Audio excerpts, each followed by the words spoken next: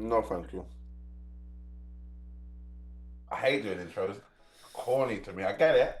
Okay, well, I'll do the intro then. You do better intros than me. All right. Ladies and gentlemen, boys and girls, children of all ages, welcome to this edition of the Halcyon Show. My name's Lorne Risley, host of the show, joined as always by... he's softly spoken. He rarely has anything controversial to say, I know. Why do I keep him around? I don't know. Oh, wait, it's because his Crash is in the house, ladies and gentlemen. Didn't know you had started, bro. I thought we were still talking behind the scenes. You're a bad man. Well gone, G. Well gone. We're all good. Now, little behind the scenes before we get started. I wasn't going to do a show this week. I saw the show, thought, oh, well, they're doing talking head stuff and chewing the fat. And they did so for about half an hour. It kind of makes our show pointless. I messaged Crash and Crash says, fuck that, dude. I wasn't happy with this show. So he talked me into it. Prem, fingers and ears, because you're not going to like this episode.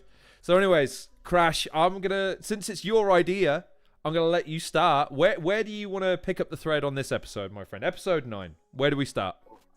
I don't even know where we start, Biggs. I don't even know where we start.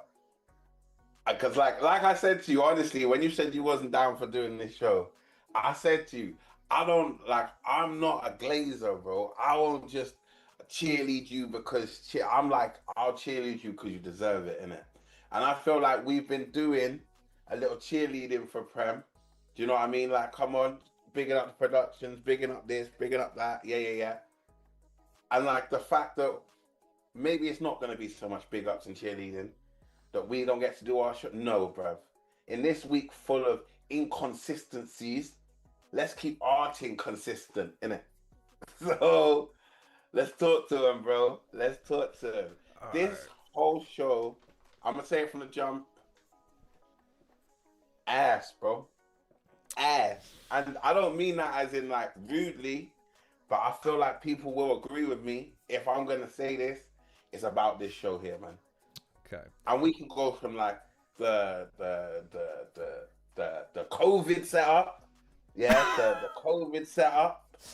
I was there. Hey, wow. I got PTSD too. I was there. We could go for the like I said to you just before we went live. I can watch a kung fu film with like, do you know what I'm saying? Out of time, out of sync.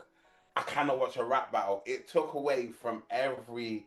Because the thing was, right, I caught it like 20 minutes late, so I skipped forward, and then I thought my phone. You know what? You ever done that when you mash up your phone? And I was like, oh no, it's done right. Exit the app. Nope. This is how we're rolling today, innit? I just didn't have that enjoyment in this episode. Okay. And I've never been so disengaged with an episode since we started. All right. So I tell you what. I appreciate what you're saying about the cheerleading element. I do wanna give them some leeway. Some. It's their first attempt at doing a live version of one of these pre-produced segment-oriented shows. Okay, all right. I hear it. I'm happy with that. The show must go on. I'm happy with that.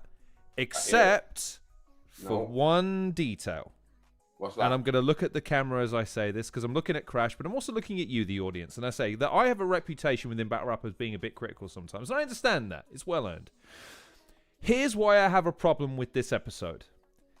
It's 2 reasons, and I'll say them quick so that we can just move on. We took a week off last week because we were told we're taking an extra week to make sure it's good. It was not. I'm sorry.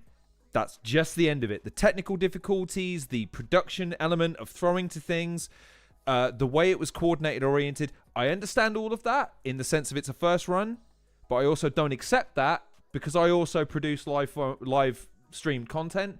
There's ways of you testing this stuff before you go live to make sure you know how it looks and sounds before you go live. And if you choose not to do that, that's because you chose not to do that, not because it wasn't possible.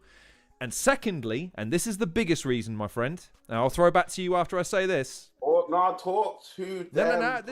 This is the only thing I want to say because I want to hear what you have to say about my 2 points. The whole point of this tournament, the whole point is to package this as a slick, pre-produced product. Like this is, we're going to take this and make it as good and as clean and as polished as possible. The live stream version of this show denigrates that altogether. It just does not. It does not work. I'm sorry, but I agree with you. Not having it edited together to get rid of these things, to balance things, and all the rest of it. And look, if they try it again next week and they up it everything and clean it all up, I withdraw all of my critiques concerning it. But as far as the way they executed it yesterday, it's not for me, my friend. Anyways, what are we saying? I agree with you, bro. This is not what we were promised. This was not in the TV guide. Do you know what I'm saying? A little web show thing. Like, I get it. But like I said in it, I get it. Like, you're working through stuff, but I feel like we could have. Is it rude to say work a little harder on it? Like, do you know what I mean? So there's no way in the whole 2 weeks we couldn't have got Bobby and Briggz in a room, or Stro in a room, like, do you know what I mean? And just filmed them parts. Whereas, I just don't think they ran it again. I will come clean. I've never used StreamYard. I don't know what it is as a streaming platform. We're using OBS for this right now. OBS lets you make scenes where you just cut from one to the next. What you noticed in that stream was Briggsy having to manually, me and Crash are on the screen right now, that would mean I'd have to click Crash, get rid of him, click me, get rid of me, play the video. There's little, and again, man, I don't want to focus too much on it, because the battles are the battles, and that's what we are really here to talk about. But the thing about this episode was, we're gonna anger. That's the other, and I'm gonna say this as well, because this is the other thing that just doesn't sit right with me. Okay. We like the engagement. We get to see the comments in real time. No, they was late. They was sporadic and late. Well, if we're just talking about what we saw, like, do you know what I mean? Some were up for 2 seconds, some were up for 5. They're all fucking late though. There's that. Which, by the way, I don't feel one way. I think it was Homeschool actually in the comment section that was saying don't do that during the battles. So like you've got someone in the comments who's judging, who's like, hey, don't do that. But here's my problem with it. You've got the ability to comment in real time in the comments when it premieres anyway. Like, you've got the audience engagement anyway. Like, you don't need to go live to have that. Yeah, man, I can't wait for them to go back. Would you rather them kept the chat in the chat, if that makes sense? Keep the chat instead of, but because they weren't hitting, like, do you know what I mean? Many of the questions that were getting thrown to them, because I guess they were in their powerful thought, and then it just threw up a question. I mean, I don't want to compare us, man. I don't want to compare us, but it's a bit like when we get a comment and you guys are riffing and I want to throw it to you all. Right, I'll pause it for a second. Let me throw it to you all so that then you can kind of riff it. It doesn't need to be on screen necessarily. It doesn't make it much difference to me in my viewing experience if one of my comments gets shown or not, or if it gets responded to or not. I'll throw it in there or I won't. I think in terms of audience participation, what I want is for my vote to count. That's what I want, like, hey, listen, I get the judges see it one way or the other, but that's 3 people. What about the 100 people watching it? You know what I mean? Like, what do we think? That would have been an interesting thing to play with, and let's actually let the fans have their say. I think they had 3 good battles as well to use as an example, because all of the battles were in their own ways close enough. Yeah, man. Like, all disputed in different ways. Did anyone get a clean win on this one? I don't think anyone got a 3-0, did they? I believe Quicksilver got a 3-0. Let's have a look. I do, because I make notes, ladies and gentlemen. I'm that kind of nerd. Let's have a look. Right. I'm that kind of. Trobes gave it 2-1 to Quicksilver. Maverick 2-1 to Quicksilver. Oh, yep, no, Quicksilver got 3-0. Yep. Cammy gave it 2-1 to Quicksilver as well. So yeah, Quicksilver got a 3-0, but otherwise it was disputed between Briggsy and Kingslee, and then it was disputed between Red Wolf and Kick Nelly.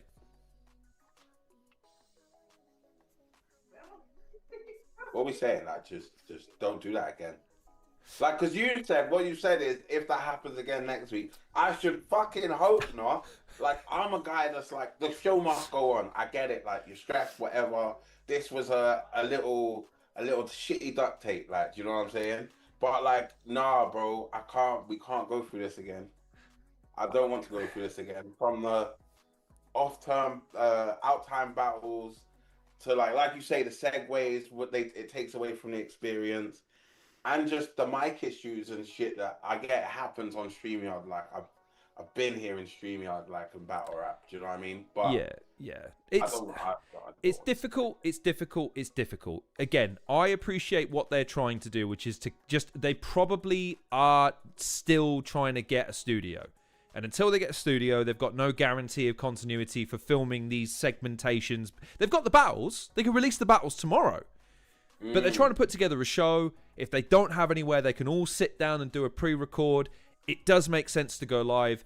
But if you're gonna do that, and this is me as a producer, as a director, as an editor, whatever, I just feel like you could still do a better job in presenting it in a way that it didn't feel special.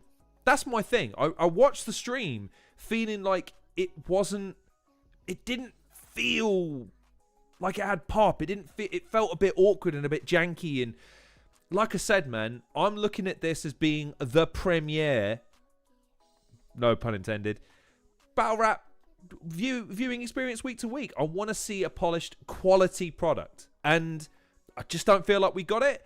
Maybe we will next week. Who knows? But my question to you is, how much does it affect your experience then? Like, when you're watching the battle and you're seeing it desync, or the last battle, Briggz, he said that he had to drop the... I'll quote Stro here, because he had a dig at us for one of our streams saying it was filmed on a potato because it was in 720p. Hey, Stro, you had to drop it to 720p to get it to run. Like, this live streaming business ain't easy, baby. But all jokes aside, I am joking. But, like, how much did it affect your experience watching it as a viewer? It was jarring, bro. It was jarring. It was not I do not recommend it. Like, do you know what I mean? I don't recommend it. All right. I just didn't enjoy it, bro. Like I said, like, I keep comparing it to a kung fu film, like, but like, that's got action in it. You don't really need to know what they're saying. With battle rap, you need to know, like, it just looks weird, bro. It took away from it. And it was just, I wasn't very engaged with this episode, and I couldn't wait for it to be over. Though I did enjoy some of the rounds, I guess, listening to them. I'm not here for audio battles, bro. I was going to say, you know, that's where me and you differ. I liked the battles on this one. You are not a fan of the battles on this one, are you? I think I didn't mind the battles too much in themselves, as in, like, when they drop them on clean release and they're in sync, I'll enjoy them to the full potential. All right. But for the live stream, I just didn't care anymore. Okay. I just suddenly didn't care. Couldn't wait for them to be dropped cleanly for me to actually enjoy them. Okay, all right.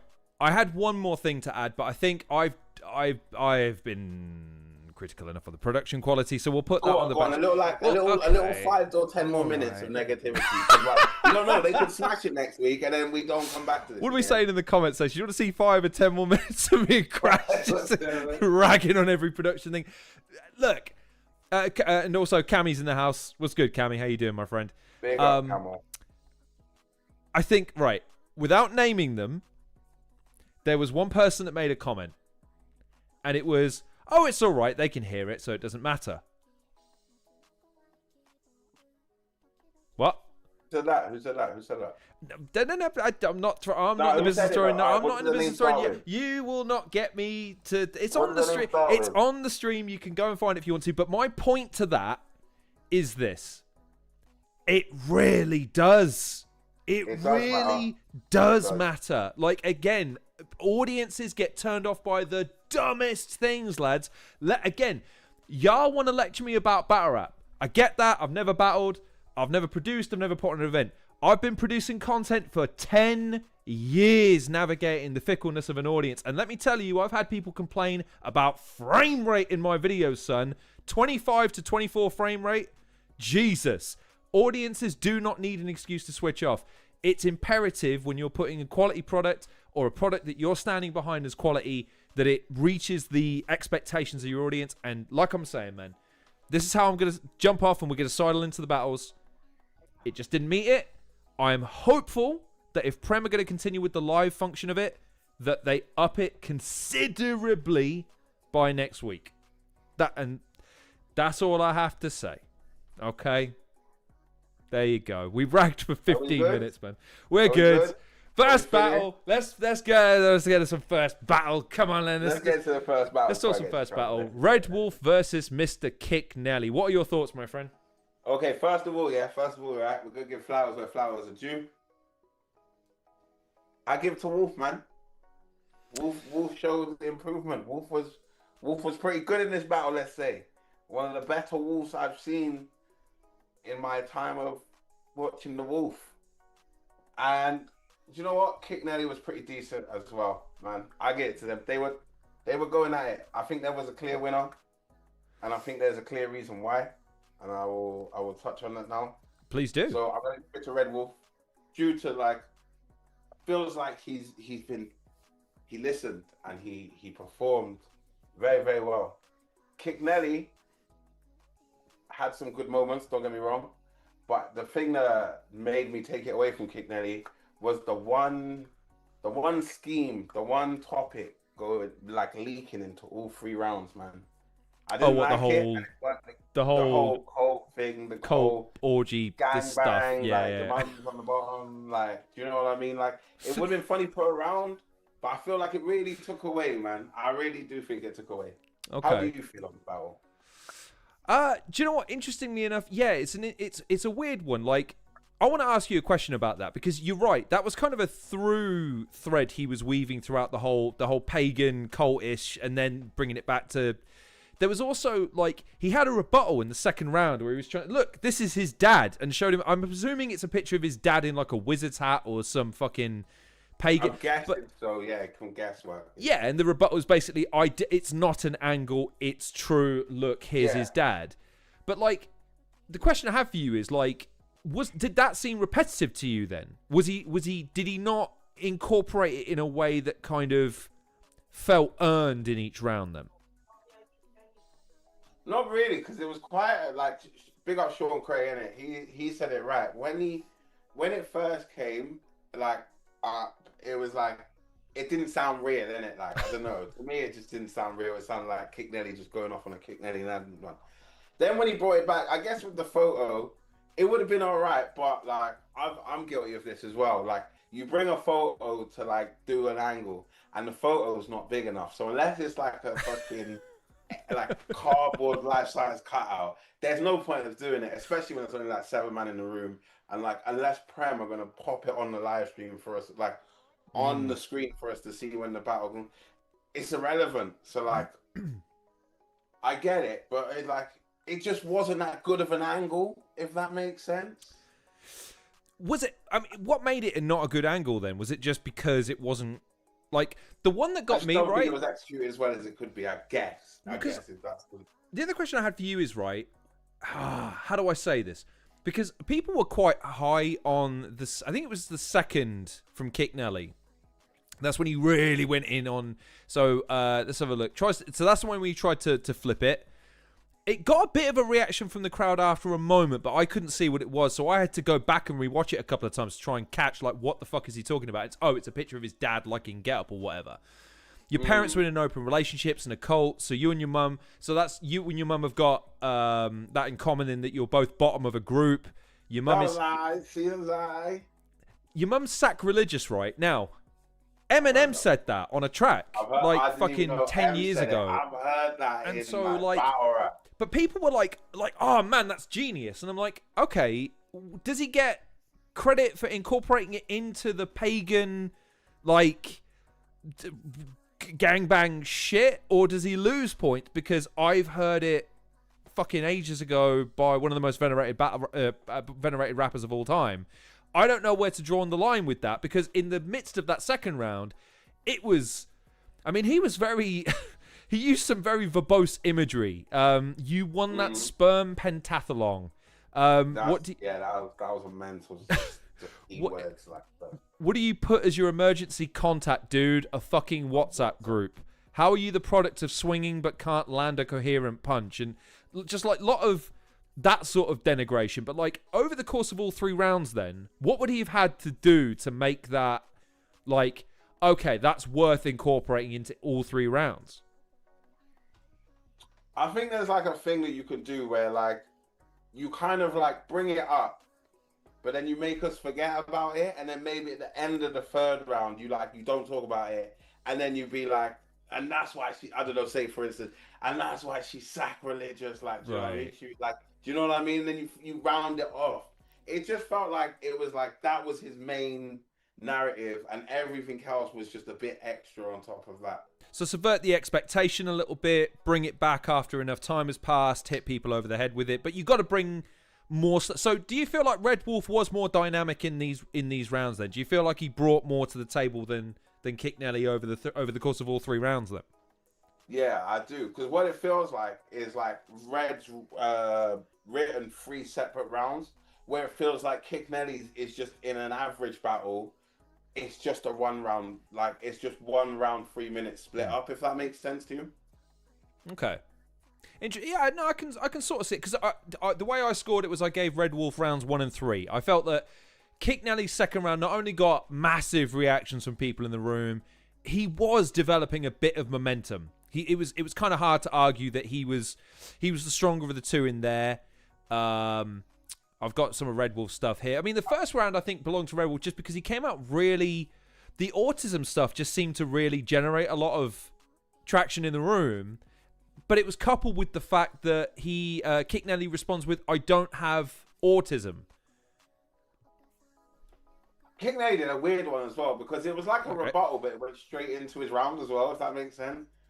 His whole rebuttal was, "I don't have autism," but Wolf, and then just like there was no. Usually, you can tell when it's a rebuttal, and then it goes, right, cool, we're gonna flip over into the round. With Kick, it kind of like, "I just don't have autism," and then just started. But you're in a like, I did like Kick's 3rd as well. You know, the little end bit where Kick started like, I don't know what he did, bro. He just went into some little bag.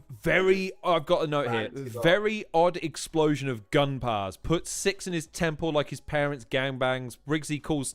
So Briggsy was really strict with the time in this battle as well. Like, calling time right dead on 15 seconds over time. Kick's in the middle of spitting a new... In fact, I think in all 3 rounds, he goes. He's starting a new segment, and Briggsy's like, right, no, time. And right in the final round, Kick does another antic, which... I don't know if would have won him or lost him plaudits, because I don't think anyone really knew what happened when he pocket checked him and sort of threw something at him, like a bandana or some material or something. But so he said something like I've already I don't know, pickpocketed him or something like that. He stole a bandana off him. Yeah. At some time, I didn't get it. I didn't really get it, man. I'm not gonna lie, I didn't really get it. I think.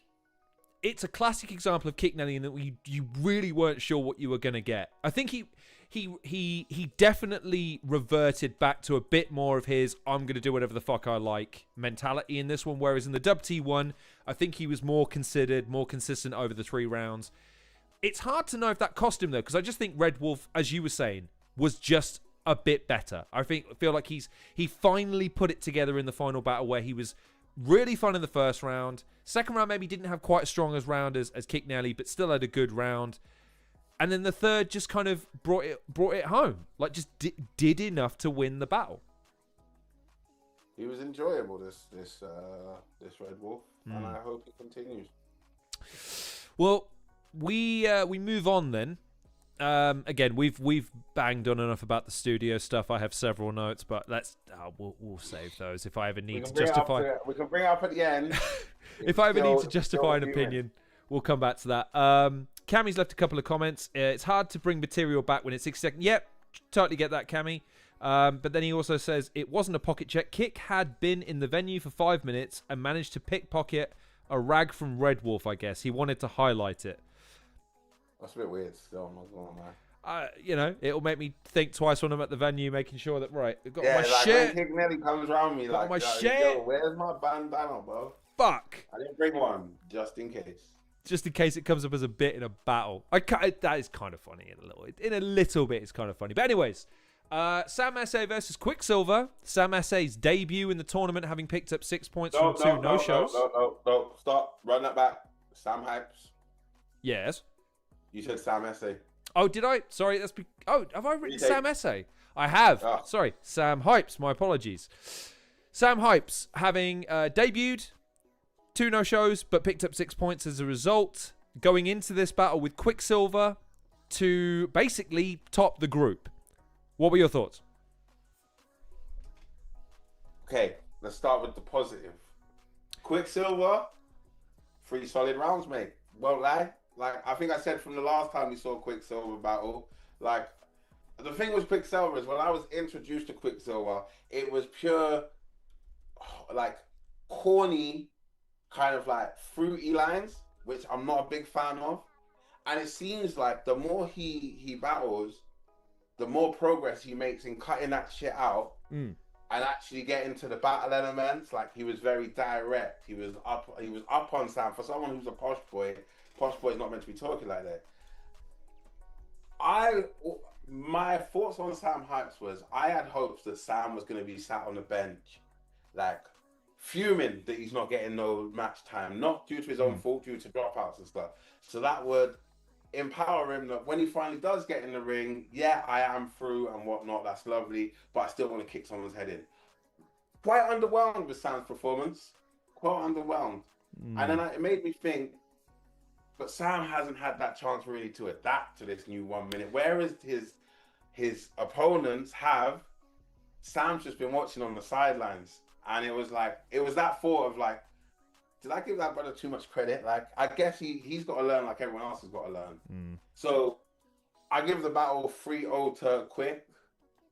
And yeah, I need a better Sam for this tournament, man. Okay. Just a quick comment from Homeschool. I had Red Wolf 2-1 on the first watch. I forgot which rounds I gave him. I felt like if Kick had chosen an easier angle to sell as undeniable fact, it might have landed better. Interesting. So basically he's saying that if Kick had been a little bit more, I don't know, a bit less presumptive that the truth would actually land. Because his point was, this is all true. Look, it's all true. It just didn't land. Interesting. Okay, Homeschool. Fair enough. Right, back to Quicksilver and Sam Hypes then. I actually gave the battle to Sam Hypes. I gave it 2-1. Yeah. Whoa. I gave it to Sam Hypes. That's not a conversation I thought we'd be having today, so please do explain. All right. So, I didn't feel that Quicksilver's first round was particularly strong. So I gave that round to Sam Hypes because I felt like so again, you could probably go after Sam a little bit for a bit of repetitiveness over a few of the rounds, because he made several references to silver spoons and the class stuff and all the rest of it. But I felt like his first round was solid. Second round, I also thought, again, Quicksilver just didn't do a lot that was all that original. Like, there was a lot in... I think his most original line was he says he's not ginger, he calls it iron bruised, which I thought was, okay, that's quite cute. But, like, he teased an impression at the beginning of the round, and I thought, oh, this is going to be interesting. He goes, maybe to beat Sam Hypes, maybe I've got to be Sam Hypes. Nah, I'm not going to do that. Okay. Why tease an impression? Okay, so Dojo's making the point, and this is where you and I maybe are going to have a debate here. So Dojo comments, okay. Sam stumbled and cut off his rounds twice, which in the third round, it's why I gave it to Quicksilver. You can't give that third round. You got him. Just cut it, innit? You can't. Yeah, I mean, he could have struggled for another 20 seconds and maybe tried to refind it, but the stumble was there. He tried to reassert, but then called time. Very disappointing, and you could see it because he was still cussing as they cut back to Quicksilver. That's the problem. Just because the camera cuts don't mean the microphone's cut. You know what I'm saying? Yeah, man. Like, yeah. Was it? No, yeah, it was round 3. Yeah. So where am I missing? You might tell me this then. Where did he cut? Otherwise, I don't remember him cutting a second time. I'm not gonna lie. I just remember the third round because, like we said, it was like the fuck. So if he did do it, it might have been he might have done it, but it was more subtle, I'd say. Sure, but I think this is a preference thing for me. Also, hello fuckers, nearly at the end of the shift, so that's why Dojo's taking time out of his day to come and dunk on us and our opinions. Cheers, Dojo. So here's my thing with Sam Hypes. I, before the tournament, was saying to him, look, you've got all the core ingredients. Mm-hmm. I just need to feel a little bit more connection with the material and the audience while you're performing. I just need to feel that little bit more. He felt like he was always just underneath the echelon of getting over the line. And Bobby made this point, and I'll throw it to you to tell me if this is part of how you're feeling about his performance. Bobby said that he feels like he rehearses in this gear. That's his level. Yeah. Sam Hypes comes in, and every note is sort of choreographed, every cadence, every enunciation. Does that rub off on you in terms of how you're viewing Sam Hypes in real time? Like, are you just watching him thinking, this just feels a little bit too canned? To be honest, Sam didn't do nothing that was like, this is why I said it's like, it's an underwhelming Sam, to be honest, because like, Sam didn't do anything new, man. Like, do you know what I mean? He rapped in the same way that he raps every battle. If anything, I'm more disappointed that he stumbled, because I thought all that time off he would have had to prep and stuff. But like, yeah, it's like Bobby said, innit? It's like, I call it the curse of over prepping too much, if you make sense. Because like, you literally, unless you're gonna over prep to where you know what move you're gonna do, you run these bars like 100 times in your head a day. Like, do you know what I mean? Little bits and bobs, and then you want to make sure that you remember everything. So that becomes the focus, and the more you do that, you more focus on remembering it and not how you wrote it to perform when you wrote it, if that makes sense. So like, it's, I don't know, mate. I don't know. Let me ask you a question, because this is something I struggle to because I've never done it.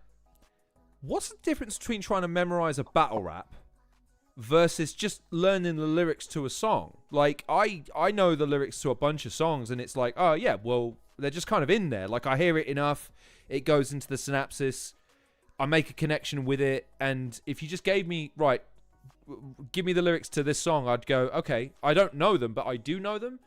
What's the difference? Like, why is and Dojo's commented, it's certain intonations and emphasis that he seems to be fixating on that's letting him down a little bit. What is it? What makes it so hard to memorize it, but then feel organic in the room? Like, how hard is that? Or what makes it hard? I think to a song, to answer your question, to a song, you have the rhythm side by side that goes with it. So not only do you remember the lyric, but you remember the song. So if I showed you like a segment of, I don't know, Usher, yeah, you could show me a bit that had Usher on it, because I remember that bit, and the bit that's got a Little John. I'm like, yeah, do you know what I'm saying? But with battle rap, there's no beat really behind it. So you kind of like, I don't know, you write to your own beat, if that makes sense, and you write it to your own cadence and your own flow. But then again, going over it so many times, you're kind of like, you just want to get through it. So you just remembering the bars, and you might, I don't know. Everyone's different, innit? That's how I see it anyway. That's but fair. Like, yeah, I don't know. Sam's just got the one speed. It's always been that. From he battled me to Bailey before that to like when he was on fucking Prime Cut in Wales, like he just, I don't know, he just needs to up that gearbox, man. We've got a few comments concerning it. Caveman's in the house, so is Kingslee Thunder. Kingslee, we will get you on soon, my friend. We're just going to finish reviewing the battles, and then we'll get you on. Homeschool says, I had Quicksilver winning. Honestly, I think a cleaner Sam with the same material might have taken it. He's got really powerful delivery. I think there's some truth to that. Again, that last round did really cost him. Caveman, kind of reiterating what you were saying, dude, with regards to the songs. Like, songs teach you where the lyrics are meant to go. The verse leads into the hook, and it sits naturally. In a battle, you don't have structure built in the same way. That's why chokes often happen as you move from one section to another, rather than halfway through a bar. That's fair enough. No, I can understand that. But I think the question is now, based on the fact that they both qualified, this was to vie for the first place what are you hoping to see from each respective person? Because what's crazy about the last battle is Red Wolf and Kick are out. Like, that was it. Like, they're both out of the tournament as a result. We're watching Sam Hypes and we're watching Quicksilver. These two go through to the next round. What are you looking to see from either one of those guys? Or who do you want to see maybe give you something new? What do you want to see from both of them? Apologies. I think from Quick, I just need him to carry on progressing and finding new ways. Like, I feel like, I don't know, you're a little harsh on Quick today. Like, I know you're harsh on Prem. You're a little harsh on Quick today. I think I'm going biased on, like, my opinion of Quick when I met him in a short circuit event to, like, now I can see the vast improvement, and it's like everything that I would have said back then is kind of taken out. So I've got to give him props for, you know what I mean? So sorry, just Caveman in the comment section just quickly. All the top dogs are at the tournament, only nerds are left in it. Caveman's definitely not sore. Fighting him. I love it. I love it. Now keep chatting the shit, innit? Like, even though you're up to it, fuck them guys, innit? 1000%. 1000%. And by the way, if I feel like I'm being harsh, it's because I think Sam, I get what you're saying about and I get what Dojo is saying. I think what you also said about the fact that he didn't have that rep that everyone else had. He's 2 battles behind everybody else in terms of getting acquainted with the tournament. I can forgive a bit of trepidation. I can forgive a little bit of lack of cohesion with the format. I want to see what he brings to the table. And I thought he brought reasonably good material that was tailored to Quicksilver. I felt like Quicksilver's first 2 rounds just weren't all that strong or all that original. So even though I understand, I'm just leaning more towards Sam and what he brought to the table. And I think there's more to come from him as well. I think Quicksilver we've seen a lot of in this tournament already. Again, just me. I will not argue about the 3rd round. I can totally understand why everyone has to give it to Quicksilver. I'm just saying. And also, again, the Pagan in the comment section are going off, so I'm just going to leave that for a minute. Let you guys wear yourselves out. But, yeah, who do you want to see do next? Like, what do you want to see from Quicksilver? What do you want to see from Sam Hypes? And then we'll move on to the final battle. So Quicksilver just needs to keep progressing and getting, like, just doing them little bits, you know, getting niggling out the naggles, like, you know what I mean? And working it out and getting his space in. Sam has a, like, to me, Sam's material is always samey. Like, you could do a battle, like a battle rap bingo with Sam Hypes. You know there's going to be a Pokemon bar in there. You know there's going to be a Yu-Gi-Oh bar in there. There's going to be a card. Like, even, like, I've seen him battle someone else. I can't remember who it was, but it was of the upper class essence, should we say. And it was like, even the posh boy stuff is like, I've heard you say that before, like, do you know what I mean? I'm pretty sure he either used the same bar or it was my bar about the Pikachu bar. But again, like Trub said, innit? Pikachu bars are like, there's something you've got to deal with, innit? Like, do you know what I mean? They need to be new. They need to be fresh. I have a... But Monster on a card like Yu-Gi-Oh! Brother, I put that on a freestyle in like fucking, I don't know, 2000 and something, bro. Like, you know what I mean? Like, that was when I was like 19 and 20, bro. Like, that's one of the ones you go, that sounds hard. And you're like, everyone's definitely got that already. All right. Let me ask, I'll tell you what. Instead of me being a big old critiquer, I'm going to ask you a question. I'm going to take my critique and repackage it into a question and let you take the bullet because, you know, why not? 50-50, bro. I'll take the bullet, bro.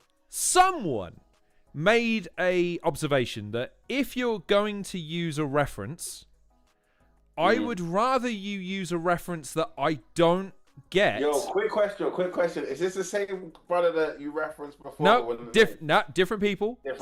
This isn't me going after anyone in particular. I heard your comment, right? And I watched, you know me, I do a little recap, skim through. Brother, explain this, please. I'm just pointing out inconsistencies with logic. And I want to make sure I'm hearing it and getting it, all the rest of that sort of stuff. Go for it again. I would rather someone give a reference I don't get because it's more likely to be original.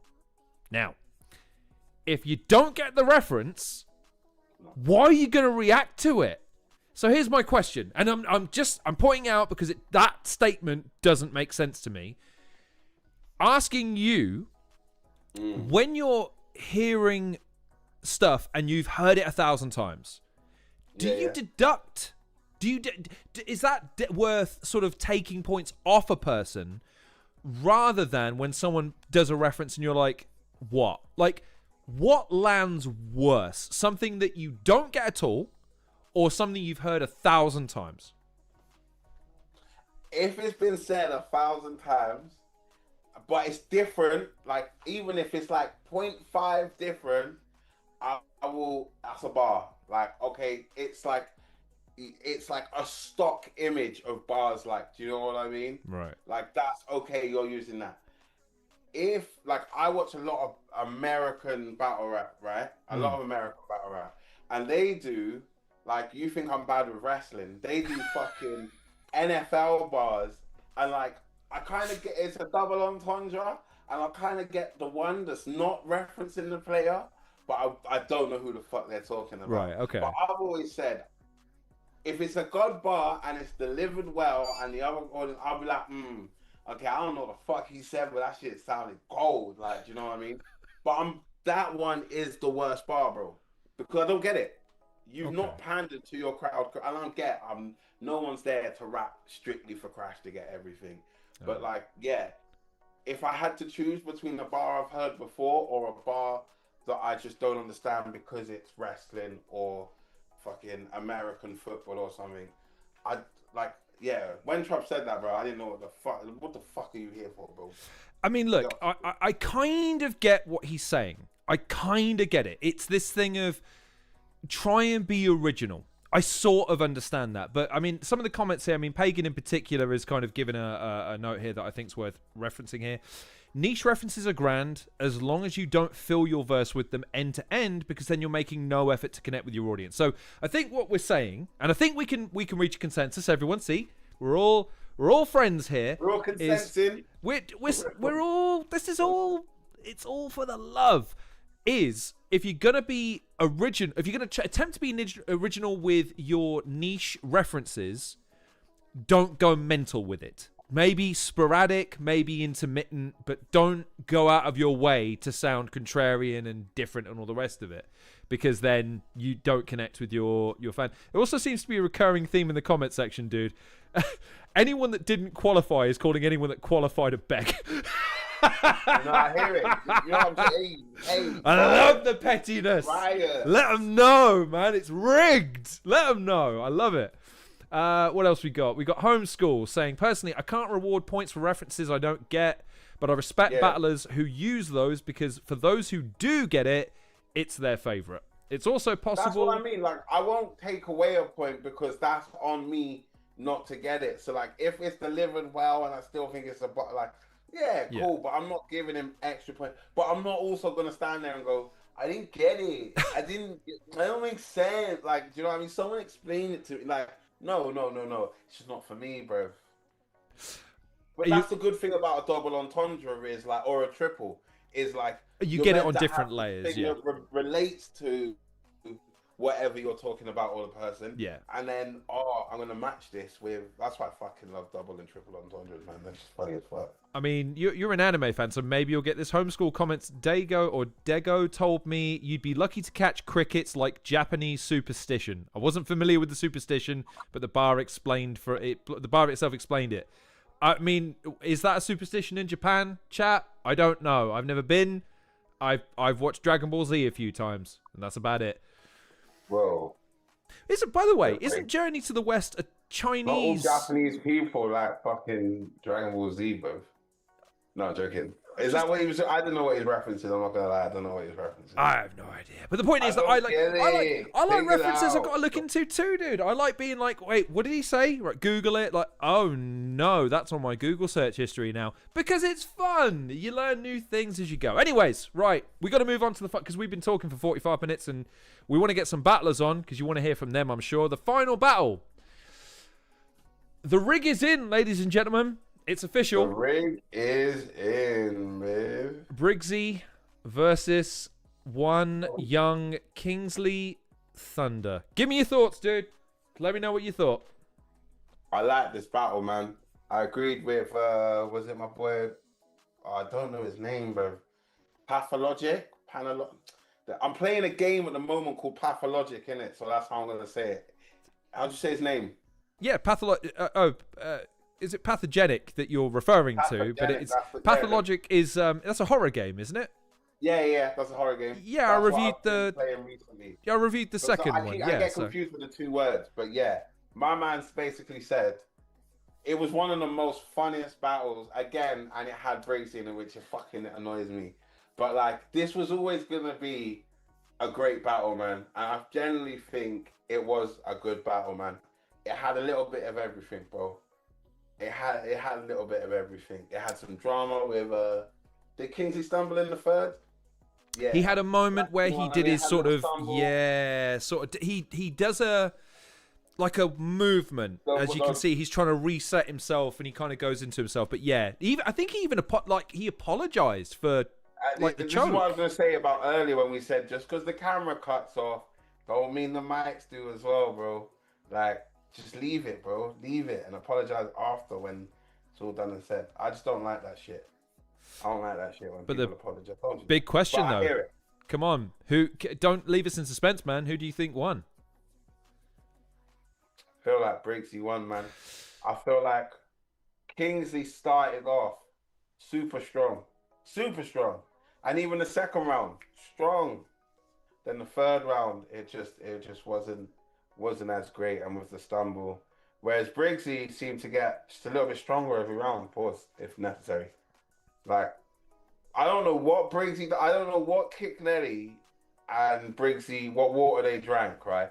But it seems like at the end of their third round, they just had a fucking mental break. They just sort of something goes in the back of their head and like, and listen, let me tell you this, and then I put a gun to his head, and you're like, whoa, where did that come from? That was class. Yeah, but do you know what happened in the third round too? Yeah. Kingslee and Briggz. So yeah, it was great showmanship for both of them. Oh, they're 100%, man. Even with the Rick Charles interruptions, like Kingslee going on with the Jen, it was just funny, man. It was a great battle, funny and very entertaining. I mean, just a shame it was fucking Japanese, like dubbed, innit? Like, you know what I'm saying? We're back to that, are we? Yeah, man. I'm back really hate that, don't you? It ruined every battle. Really hated that. I do, bro. I mean, look, we'll come back to the technical stuff. By the way, because we're not hypocrites on this show. Briggz has the link. He can hop on and clap back if he wants to. But for now, at least, he makes a good point. Okay, I gave it to Kingslee. Yeah, but you love Kingslee, bro. I gave it 3-0 to Kingslee as well. Yeah, you love Kingslee, though, bro. Well, here's the thing. That third round, right? You're right. He's normal. And then I stabbed your mum.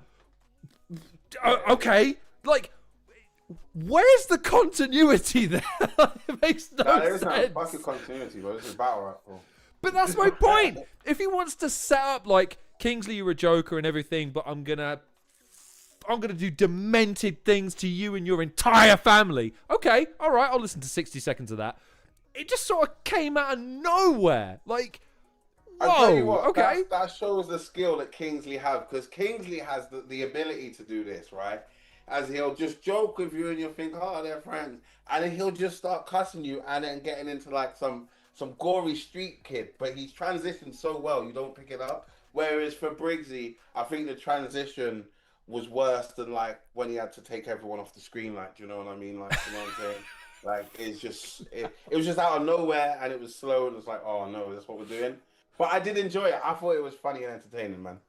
I like how I advertised this show as, hey, Crash is going to be the voice of reason on this show, and here's me going, oh no, he's going back to the production again. Jab.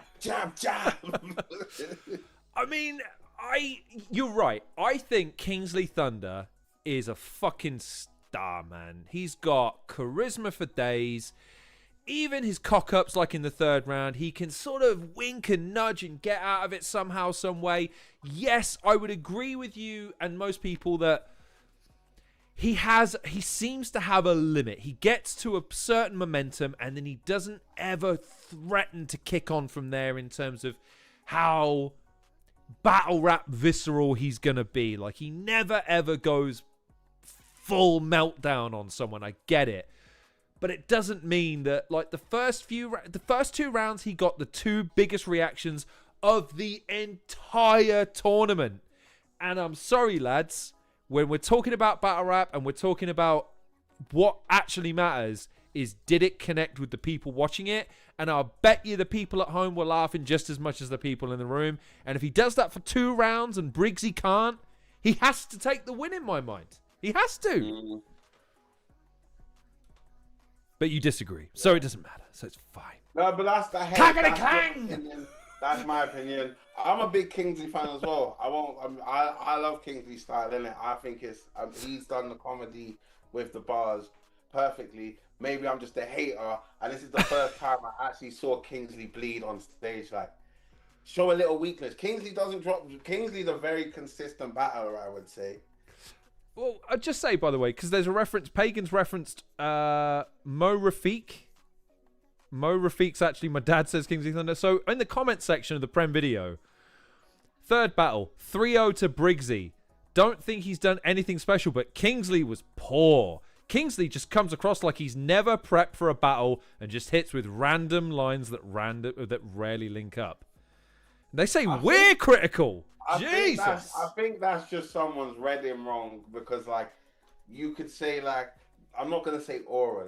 That's what my students say. Like, his style, let's say, is just laid back, and like this is just something to do on the way to do, like, but that's like, I feel like he does put time, he does put effort in it, but his style doesn't reflect that, because he's just a laid back character, like, you know what I mean? That's when he does like the slow parts, and then he builds up the tempo, and then just starts kicking it off, like, do you know what I mean? Your man's a centre back. What is it? Your man's a centre back that occasionally scores goals. Yeah, but that's not even a punchline. That's the first, like, you know what I'm saying? That's the setup. He's so good at riffing. The first round. By the way, actually, we should take. Mo's wrong. Everyone's wrong. The person who lost this battle was Rick Charles. Rick Charles was catching strays in every round, son. Just standing there filming it, getting gunned down, man. Poor Rick Charles. And by the way, brave. Rick Charles will tear all of you in half these days. He's on every piece of pharmaceutical benefit there is out there. He'll kill you. So goad him if you must. What do I do to get a lick? That little bit there was like you and Rick's like single scoop ice cream, mate. And he's like, yo, don't act like you're not jealous. He's like, I am. Give us a lick, mate. Killed the room. Killed the room dead.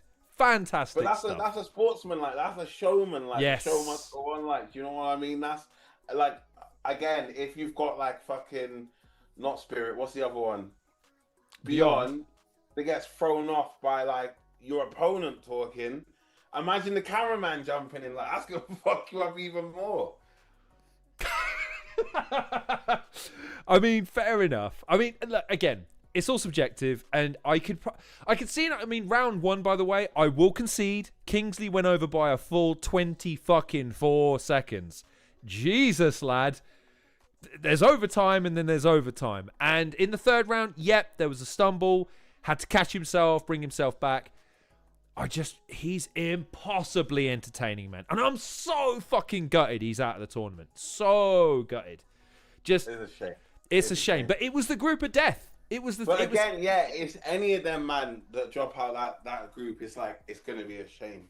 Do you know what I'm saying? Yeah, that's 100%. All right, well, since we've covered the battles, and it's taken us nearly an hour, we're going to pause for a second. We're going to cut away to a pre-order segment so that we can get people on, make sure we get them settled. None of this Kingslee coming in, and I'm going to make sure that they're all dressed as well. I feel like everyone comes onto the show wearing shorts and a hoodie. None of that this week. So we're going to cut away for a moment, and when we're back, we will bring on some guests. So don't go anywhere.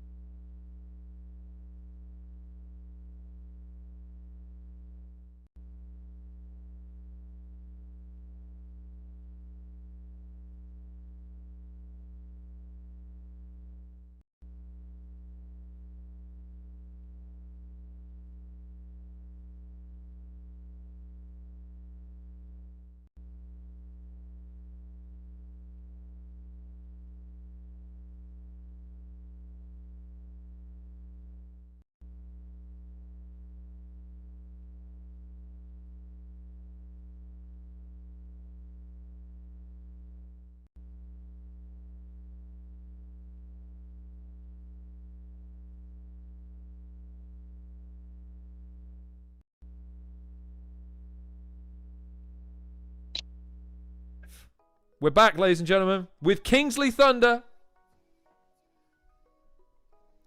Of course, that's when his internet cops out. Of course it is. Oh, is it got out? Of course it has.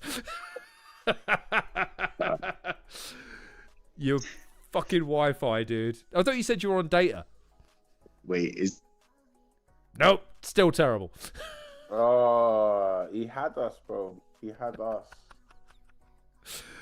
He's mugged it. Bigging him up the entire segment out of it, and wait, is that him back? I don't know. I mean, he looks better. Does he sound as good, though? Am I back? Am I back? You are back now. Yes, there he is. Sorry, technical difficulty. I promised the world in the build-up to that, and it just failed at the first hurdle. All right. Anyways, I'll kind of want to throw it to you two gentlemen to discuss the battle, because I've already given my thoughts. But Kingslee, your thoughts on the Bison Briggz battle, my friend. The Brig is in, as it were. But how do you feel about it? I feel like this man has no shame, no self-control. I feel like we live in a tyranny. It's still pretty sore, to be honest. It's hard to talk about, but nah, it's one of the, it's a debatable battle. I think there's an argument that I took the first two. I appreciate you giving me all three. I don't know if there's much of an argument for me to take the third, just with the stumble. And like, honestly, in my head on the day, that stumble lasted fucking 10 minutes. Like it looked like 2 seconds long on the clip. Don't know if Briggz cut it down or not, but yeah, I think I really enjoyed Briggz' first round as well. I feel like it was one of the best rounds of the battle. So yeah, I'm not mad. I feel like I put in a good performance. Like I've watched the streams and that, after the battles, and like you have been saying that, like, you thought my performances have been good throughout the tourney, and yeah, I feel like I'm not leaving with a bad account made of myself. Do you feel like you've been hard done by? Do you feel like the first battle being so close, me and Crash both agreed that was razor fucking thin. Going into the battle with Dojo as well, maybe not picking up all of the rounds that maybe you needed to maybe make this battle a little bit easier to coast through, to be able to get the win in this one. Has it been a little bit tougher than you anticipated? Yeah, man, I don't feel like hard done by, like it's some intentional thing. I feel unlucky, to be honest, because like it's probably a fact that like different judges might have given me the battle in the same way that like different judges might have give the Dojo battle to Dojo. Like it's all subjective. No, I smoke Dojos, to be fair, but nah, it's I don't let it get to me. Like I've got exciting things still to come in battle rap, so it's all good. So on you, Crash, what do you want to ask our esteemed guest? By the way, just before I throw it to Crash, we have approached Bison Briggz for comment. He told us to mind our business. I'm not saying there's a conspiracy. I'm just saying that there's not been much response to the accusations of conspiracy. We'll leave it at that. But Crash, any questions for our esteemed guest, my friend? So how fast can you scran an apple, my boy? Like, it's been on my mind for a while. I'm like, you know what I'm saying? I'm just like Carlito's pretty fast. I know that wrestling, see, Lorne, but like, how fast is fast when like scranning an apple, bro? All right, 1 sec. Oh shit, are we getting a live Do you want me to do it again?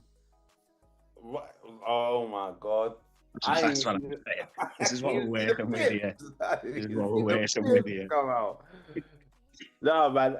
You said, oh, bro, I don't feel like, even though you did have a tough time during this tournament, I don't feel like your stock's gone anywhere. I think you're still a great battler. And like I said before, I don't know if you heard, but it was a bittersweet to see you lose, but like see you bleed, because you're not someone that like has like those like stumbles and shit this much. If that makes sense? Mm-hmm. You're not, so it's like, oh shit, he is human. Right, let's fuck him up then. Like, yeah, Snoop, get him. Like, yeah, but man, I'm interested. Like, how are you feeling like coming out of the tournament, and like, what's next? Basically, is what I wanted to know. Honestly, like I was gutted to come out of the tourney. Like I feel like I really like kind of found my style a bit in that tourney. Like I feel like the short rounds worked really well for me. Like one of my biggest criticisms of myself is that like I feel like I've just been rapping for way too long, and I feel like a lot of battle rappers are guilty of that. Like if you don't really like talk too much about a time limit in advance, like some of these guys will be rapping for like 4.5 minutes, and I've been guilty of it myself in a 3-round battle. Like it's too much, man. Like it's too much to keep a whole crowd of people engaged, and then like a whole online audience that are just so used to short form content, making them sit through like a 40-minute battle.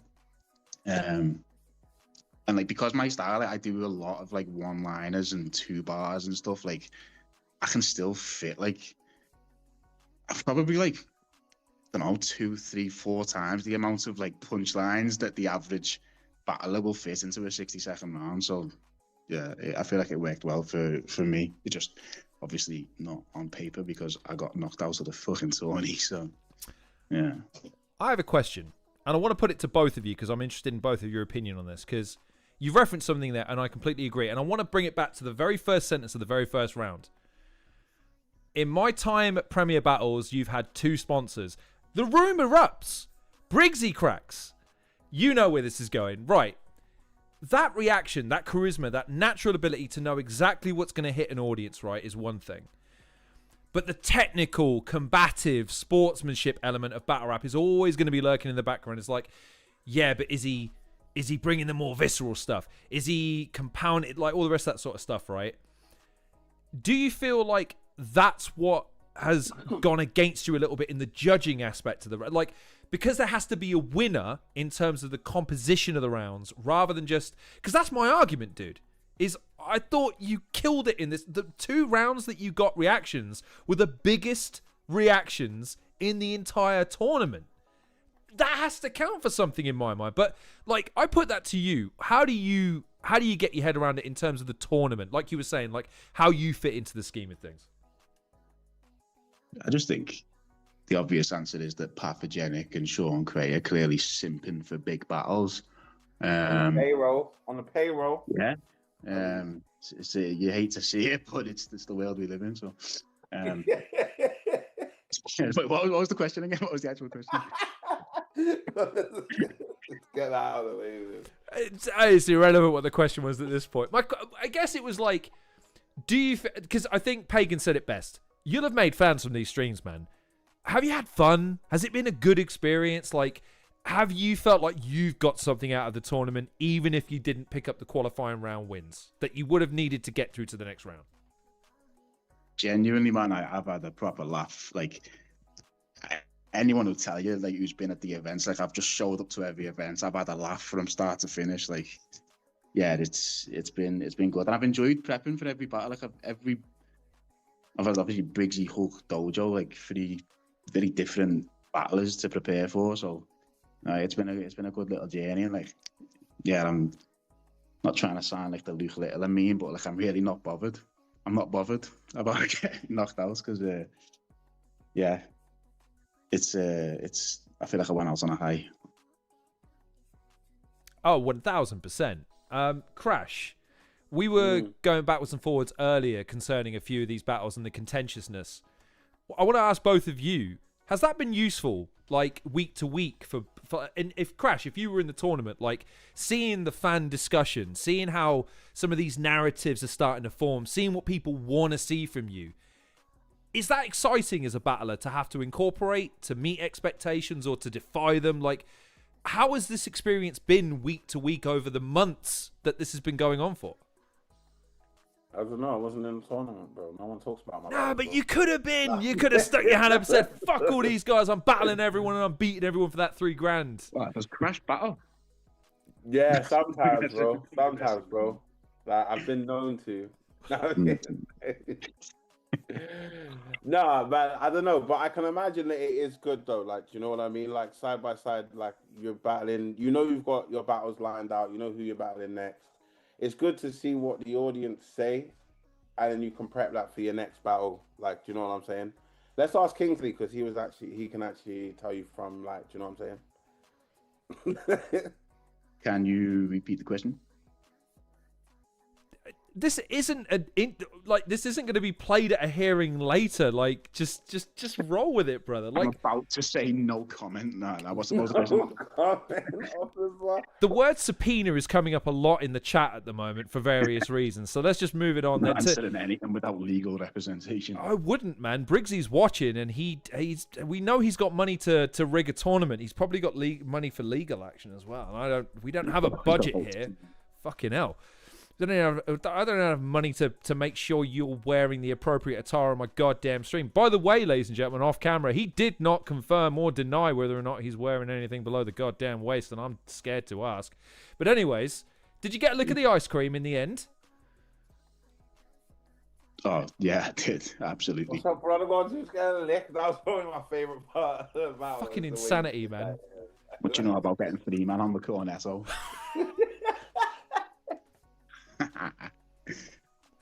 Mint choc chip. You know that. Crash, you want to pick it up from there? Please, man. On a cornetto. Nothing. I don't know nothing about that. Ridiculous. Absolutely amazing. Dude, that's what I was rooting for you, man. I think your ability to just pull something out of nothing, put it. I think you're a natural entertainer, like, do you know what I mean? 1000%. Natural. 1000%. Who do you want to win? I feel like I've learned to do that bit more though in battle rap. Like, as I've got them more comfortable being like in the ring, like I just be myself a bit more. Like I feel like I didn't really used to do that at the start. Like maybe in little bits, that's kind of maybe what got the crowd on side. But I feel like I do it way more now, and it tends to work well. Nice. So now you're out of the tournament. Who you got winning, bro? What are you saying about your Hamill, man? I guess. Huh? Got to root for Hamill, obviously. But like it's one of them. Like Briggz, I think is a good shout because I do actually really rate Briggz. Pagan as well, man. Pagan and Hamill's gonna drop soon, and that's a crazy battle. And like two of maybe the on paper favorites from like the very start. And like they can both advance through. I don't know if it's already established that they are advancing through or not. But if they advance through, I feel like it could come down to like them two in the final again. So they may even have to battle for the second time in the tourney, which could be mad. That would be mental, to be fair. That'd be sick. Let me ask a slightly retrospective question. And then, because you teased something earlier, I want to come back to that. What would you have done differently to get through this group then, in hindsight? Do you think there's anything you might have been able to... Now that you've garnered it, you've been through it, you've had the experience, what would you have maybe done to get that win? I think the crucial win was Hulk, because it was so fucking razor thin. Some people had you winning it. What would have been the thing to put you over the edge as far as that battle's concerned against that Hulk that showed up that day? In the Hulk battle, I don't know, man. Like, to be honest, like I feel like my performance was a bit different to the other two in that like I wasn't as like just sort of comfortably doing myself because I was actually getting proper thrown off by Hulk. Like at every battle I've had, like I've managed to like crack the other battler somehow with like something I've said, and he's like the only battler who like has stood in front of me and just straight faced me for the whole battle. And like, yeah, man, I don't know. I feel like that might have been throwing me off or something. So yeah, it was a good defense on his behalf. And yeah, I don't know. I feel like I would have just like I planned to be a bit more like sarcastic and blasé with a couple of things, which I think would have worked better. And I ended up delivering them a bit more aggressive, I guess, which I didn't really plan to do. But I don't know, man. Like I'm not too mad at that performance either. Again, because like that is a very debatable 2-1. I don't think I did too much wrong. I think you could just argue he was a bit better in a couple of the rounds. So yeah, it's one of them. I do want to rebuttal something that Briggsy brought up in his first round. Claims not a single thing of his to quote. Wrong. Catch me doing a wheelie. Who wants to finish that one? In a Land Rover. Now, I'm sorry. That's fucking hysterical. And if it's not on a... Again, Prem, you're printing the Bobby T-shirt. I accept nothing short. There is not a world that exists that a cartoon Land Rover isn't doing a wheelie with a Kingslee Thunder logo over it. That is so fucking quotable, man. And I think you brought a lot to this tournament that I knew you were going to bring, but I think this is why I'm so disappointed to see you out of it, mate. I think you delivered. I don't think there's anyone that can watch any of your battles and think, nah, he didn't quite bring enough on that one. I feel like every performance you gave a quintessential Kingslee Thunder performance that was just fun, quotable, charismatic, gave us moments. Like, that's why I asked, do you feel hard done by? Because I don't. I think for all the stuff that people got in this tournament about, he needs to do this, he needs to be better, he needs to start bringing this to the game.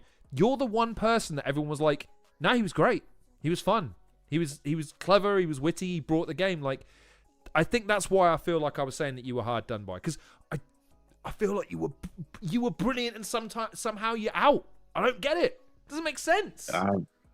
Yeah, man, it's one of them. Like, I was having this freaking chat with myself, like when I found out that I did get knocked out, because I was gutted. But like, it's one of them. You can't be too mad at it, because it is genuinely subjective. And I came out of every battle knowing that they were super close. Like, I came out of the Hulk battle thinking I'd lost it, and I did come out of the Briggsy battle thinking I took the first 2 rounds, but knowing that again they were really close, because Briggsy's second round was one of the funniest rounds I've ever stood in front of, and I think he took the third. So, yeah, man, it literally is what it is. What does the future hold then? You teased it earlier, quote unquote exciting things. Crash alluded to it as well. What does the future hold for young Kingslee Thunder? So, yeah, without further ado, me and Caveman are pregnant. Oh my god. Nah. Yeah, no, man. I've got not much more stuff coming up with regards to acapella. Although I've got a battle against Cobra Commander coming up in a couple of weeks in an undisclosed location, Kick Nelly's garden. So yeah, that one should be big. And then yeah, this year, man, I'm making more of a transition to doing on-beat stuff. It's something that I've like kind of put down since I've been doing a cappella battle rap for 4 years. Like, I've not really done much on-beat stuff, which is like pretty much all I ever used to do. So yeah, I did one on-beat battle a month ago now, and it went really, really well. That's going to be dropping in a couple of weeks, I think, 2 or 3 weeks on Urban Roosters. So yeah, look out for that. And I've got like 2 more on-beat battles penciled in, and I'm about to do a draft to go into a tournament, an on-beat tournament. So yeah, there's going to be a lot coming. I'm working on getting some beats put together as well, put some tunes out, get a little project put together this year as well. So yeah, man, I just need to be a bit better at the social media side of things. But yeah, you're going to see a lot more content coming out from me. Thoughts on the future plans, Crash? What do you make of young Kingslee Thunder going on beat? I think, like I said before, innit, Kingslee's just an entertaining brother, and it's natural, innit? It reminds me of my best friend, like, no homo, like, it's just you kind of like got that face, innit? But like, yeah, man, I want like, bro, do it up, bro. You could do the content game, bro. You could do the on beat thing, bro. Who did you diss, bro? Was it Koj? Or was Koj in the video, bro? But you released something on beat. The bard this. That was it, bro. Yeah, I remember from hearing you on that, and I was wondering why you didn't do more on beat stuff. So yeah, bro, I'm excited, bro. I don't have the stigma of like, I like clashing, innit? I watched Lord and the Mic till like growing up, so like, I don't have the stigma of like, this is UK battle rap, we must stick to this. Like, open up doors, bro. Yeah, man. I always wanted to battle on Jammer's stairs one day. On Jammer's stairs, bro. They're probably gone, bro. Go on, G. But yeah, man, it's one of them. Like I had me like the unbeat class that I had it's just such a buzz, man. Like the energy is just different. So yeah, I'm looking to tap into that. Plus Prem are looking to move into that as well. So yeah, it'd be a good opportunity. How do you feel you adapted? Because I hear everyone saying the same thing, which is on beat's not a cappella. It's a different vibe, different animal. Not everyone that can battle a cappella can go on beat and vice versa. How do you feel about that transaction, or how do you feel you've taken to it? Yeah, I feel like I took to it way more naturally than I took to a cappella. Like, I feel like it took me a while to find my stride in a cappella, but like, yeah, this on beat battle, like, you usually see when it drops, but like, honestly, like on the day, like it felt like it couldn't have went much better, to be honest. For me, anyway. I have one other suggestion that I would like to see on Kingslee Thunder. Crash, maybe you'll disagree, maybe you'll agree. You're far too entertaining on camera and just in yourself to limit yourself to just battling music. I gotta see you on other people's channels, man. I gotta see you moonlighting on fucking hosting duties, on comedians. I gotta see, dude, you have it. And I'll say it until I'm blue in the face, because I think that one of the most disappointing things about now for the rest of the tournament is we're not going to have you popping up in the feeds with the shorts and the clips and the battles and whatever, because you always seem to bring something that just brings an energy, brings a levity to things.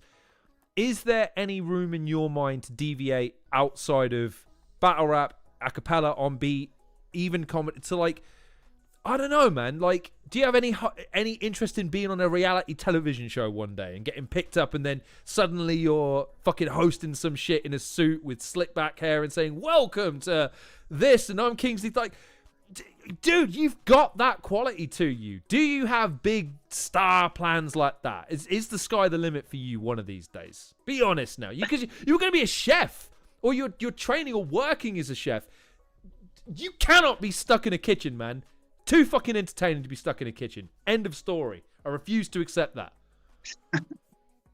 Like, honestly, well, I don't know what age, but I remember like when I being in school, being told, write down what you want to be when you're older. I said I wanted to be a game show host.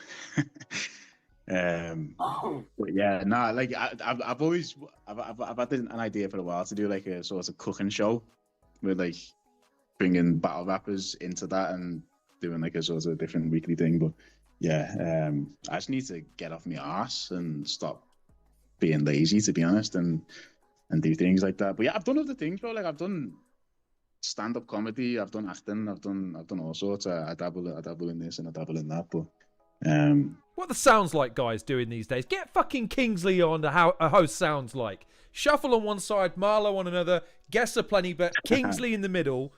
Spitting bars like and multis and shit. Come on, man. Make it happen, cowards. I've watched a lot of sounds like, actually. Quality, isn't it? Fucking love that show. Yeah, it's boss. Like, it's one of them. Like, it's for people who like myself. Like, I think in multis. Like if I hear some mad like sentence with just like a sonically pleasing set of syllables, I'm like, what rhymes with that? What rhymes with that? What gun goes with that funny sound?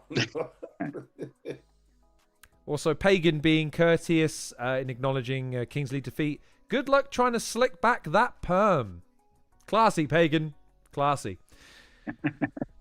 Any clap back for your fellow? So now that he's going to advance and you're not, I mean, you don't have to be diplomatic. You can say whatever you like. I mean...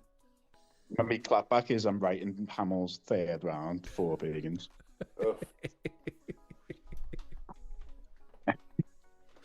Deary me. All right. Well, seeing as we covered, I guess the last thing I want to ask you, dude, is any final thoughts about the tournament, about your experience, about your battles, or about what's. I mean, because we've still got a tournament. You probably still want to have a vested interest in who ends up taking away the prize money and that opportunity that it should have been me. Yeah. Any final thoughts, brother? I'm not actually sure where we're up to with what people know. Oh yeah, of course we're still in the group stages. We're still in the group stages, technically speaking. It's, you know what, that Yes. whole part of it's been mad though, because obviously like these battles happened in like September, October, November, but like we've known the results since like late December, I think, early Jan. It's hard work, dude. I was at a recording in January, and I'm like, fuck, they still haven't shown those battles. I really need to be careful about what I do and don't say. Was that the round of 16? Yes, indeed, yeah. So you will have known that at that point that I wasn't through. I can't confirm it. You're not getting me to say a goddamn thing. I don't remember Yeah, anything. no, I we'll wasn't talk there. about that on this show. We can talk about that. Everyone knows I'm not through now. It doesn't matter if you say that. Maybe you're a wild card. Who knows? Maybe you're no-selling it to surprise everyone in 2 weeks' time to be like, oh, I'm back. Crossed. I hope I am. Do you not think, though? Do you not think that they couldn't do something like that? That they just like, do you know what? Fuck this. Wild card. Kingslee, you're back in there. Like, they can do whatever they want. Man, Hawkeye, don't get me hopes up, man. Oh, for fuck's sake. We're not going back to this battle rap VAR bollocks again, lads. Come on. Not having it. Sorry. But anyways, right. Final thoughts on the tournament. What are your final, like, what's your impression? What's your takeaway? What do you want to say to everyone about your participation, your time in the tournament, and what you did? Final thought. Yeah. Thanks. Everyone's been, like, proper sound with regards to the feedback, besides that fucking Muppet Mo Rafi. But nah, yeah, appreciate the support. Oh, Keep wow. tuning in. I've got some exciting stuff coming. Sorry, I'm gonna have to put the kibosh on wrapping up because there's someone that wants to hop on. Sorry, 1 second. I know. He's left it real fucking late in the day. I've DM'd him if you're watching, whoever you are, the details are in your we'll tread water for a second. Who do you support again? Me? Yes, you. He doesn't. Crash doesn't watch football. All right. Liverpool. Oh, Liverpool. You guys are terrible this season. Let's talk about that for 5 minutes. You're fucking terrible to watch. I'm sorry. Is enjoyment of football how they award trophies and medals at the end of each season? I think not. I think it's whoever picks up the most points and whoever wins the most games. And Arsenal are doing a swimmingly good job of that. I can assure you. Top of the European League. Can't wait for you to bottle it. You know, this is going to be the best one, yeah. Arsenal don't bottle trophies. We get to finals and field inappropriate teams. Hamill's in the house. Hamill's here. Big Hamill. So, what's happening? What's good, dude? How are we? Yeah, man, I'm good, man. I just heard about Kingslee chat and he wrote any of my rounds for fake and he did not. He did not do such a thing. That's so cheeky, that.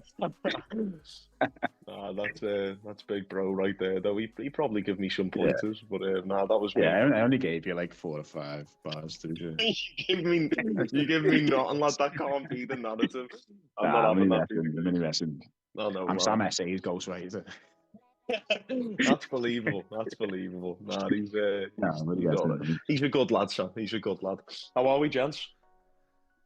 We're very good. It's interesting hearing Scouse in Dolby surround at the moment. This is interesting. This is a fascinating new experience for me as a human being. I'm getting it here and here, a little bit back here somewhere. That's put subtitles on, lad. Lad, Lorne makes me laugh, you know, because like 2 weeks ago, he was trying to get me to jump on, and I was like, lad, I really wanted to. I'm sorry I couldn't make it. He's like, no. Whenever anyone's on, even if it's not to do with you, jump on, man. It'd be good to have it. The minute I jump on, he's like, fucking hell, someone wants to... I've got to delay the stream. You leave it until I'm doing the outro. Like, what the... My Zoom was looking like it wants to be rolled or something. Gone through the whole thing. We've let Kingslee do his big sign-off. He's like, I'm going to host the World Cup, and it's been fun. Actually, I have something to say. Fuck it out. With the new, innit? Out with the old, in with the new, man. I finished work late, lad. I don't want to get into the politics, and I left the office late. I'm here, though, you know what I mean? I'm here, man. I wanted to speak me piece, but... That's cool. Hey, listen, man. The show's on you from here on in. All yours. Me and Crash are going to take a 5-minute breather over here and watch you make us look good. Go ahead. Oh, God. It's just going to be me talking to myself, isn't it? No, I wanted to ask you, lad, what do you think of the... I mean, I watched a little bit of it as I was leaving the office, but what do you two think about kind of where the current standings are? Because I feel like you and Crash sometimes have very different opinions, but like you're both kind of touching on the same points, but you'll disagree massively sometimes. So it's been quite interesting to see as like a listener / watcher. So where do you guys think the current standings are at, and where do you see it going from here? The standings, as in who's going to win? Yeah, as in who's doing well, who you've maybe enjoyed, who you think is going to go all the way, that sort of thing. All right. Crash, you want to field that one? I need a minute to think about it. I've enjoyed everyone, I guess. Pause if necessary. I've got the table here if you what's need next? reminding who's in what position, but please take the reins, my friend. I don't know, man. There's been a few standouts, like yourself, Pagan, but you were the guys that I was watching and more familiar with before, say, the tournament. And then, like, I'm not gonna lie, my battle rap IQ is top dog. So, like, I'm pretty surprised Kingslee is out of the tournament. I'm not gonna lie, but again, it was like an Same, unlucky lad. standing. Like, I think I feel it, bro. You know, but like it was again, it wasn't so much of what you could do better. It was just like the group he was in was a hard, and it was tough for anyone. And like I said earlier, anyone going out is going to be like, would have been a shame to see them if they'd gone further. I'm just gonna interject here. Right, ladies and gentlemen, I'm officially declaring the Halcyon Show a no pause zone. I quote, Cammy, Lorne's got a table of battle rappers positions. Pause. Well, I can't even bring up the table without getting a pause these days. For fuck's sake. Good lord. The positions was crazy. I didn't say that though. That's not what. Check the battle rap VAR. Check the tape. It's not what I said. Anyways, Crash, you were saying about who's going to go and do what. Who do you? So that's a good question. Who do you want to see win, and who do you think's going to win from here? It's quite controversial because Hamill's on like on the show, but my boy has been Pagan, innit? But I do want to see how you and Pagan fight, because this has been overpromised to me now. Like, I'm just waiting to see it. That could be the final for me. So am I. Yeah, it was obviously I can't say too much. It's been I believe it's on this week's stream. I know they said that yesterday, so I'm hoping it's on this week's stream. It's been weird, man. Like it was such a. He's the type of opponent you've got to put so much time into on the right, and then even like just tactically, I feel like that was the first battle where I've really had to think about where I was saying what I was saying, just as much as the content itself. But in terms of it being overhyped and overpromised, I assure you, it's a very good battle. I do think it lives up to people's expectations. A lot of people were saying, maybe battle of the day, maybe battle of the tournament so far. I don't know though. I feel like I can't say that because there's been so many good battles that I have enjoyed, and people that I'd not really, just being honest, lad, like watched a lot of prior to the tournament, just because I wouldn't normally go out of my way to watch the stuff, but I definitely would now, and I think that's like, in a way, like the power of what we're doing here. Someone said to me the other week, you know, even if you lost to, you know, whoever it was, or even if you went out early on, like even if you just got a couple battles in at the beginning of the tournament, I think the type of audience that are watching it, I think you've done enough to kind of leave some form of a standing where moving forward, people would maybe want to watch you again. And I think that's the same with everyone in the tournament for the most part. Like people who I'd not really seen a lot of before, I'm now eager to see what they do either in the tournament if they're still in it, or after the tournament if they no longer are. So it's been good, man, but I'm looking forward to seeing the Pagan one back. It was definitely a war. He's great, so it was a cool battle, man. I think it's going to be one of them ones for sure. I'm hoping. Lorne, what are your thoughts, G?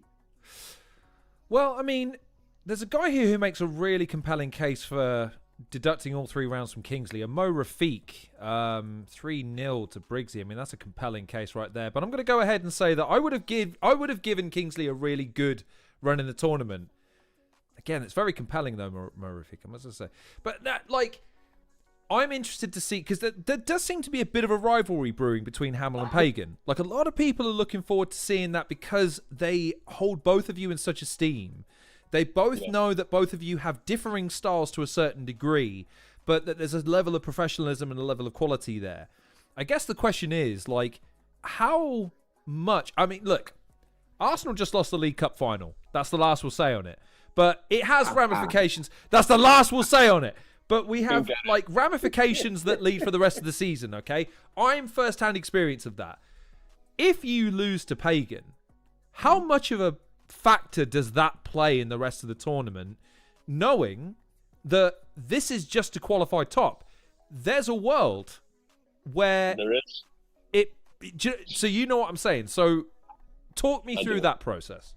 Yeah, it was. Do you know what? It's something that I didn't think anything of at the time going into it, because you just, at least me anyway. For example, someone off the top of my head, like Dojo, for example. Dojo's a guy who, I'm a really big fan of as a human being, as a rapper, of course. But like Dojo will have. There have been times where he's been prepping and I've been talking to him and he'll have 2 battles, maybe 3 battles locked at once. And I'm like, fuck me, how are you doing that? Like, it's too much going on for me personally. So at the time going into the Pagan one, I was very much only just thinking about that battle and how that battle would go on the day, everything I could do to affect it. But you're quite right in what you're saying. It was almost instant after the battle where, I don't want to say instant, but not very long after the battle at all, there was kind of the realization of, regardless of how the battle went, there's a likely possibility that we could meet again at some point in the tournament, maybe even outside of it. I get the feeling that Pagan was rapping for a long time. I think he went fucking 10-0, 11-0, just rapping against people mainly in Scotland, Ireland, I believe. And then he came over to Prem, started doing the plugs. I think his first one was against, I don't want to say TKE. I want to say he'd done one before that. It might have been TKE, but I remember I watched from the TKE battle and thought that was a really good performance. I like, the writing within it. Yeah, a Red Rum. Yeah.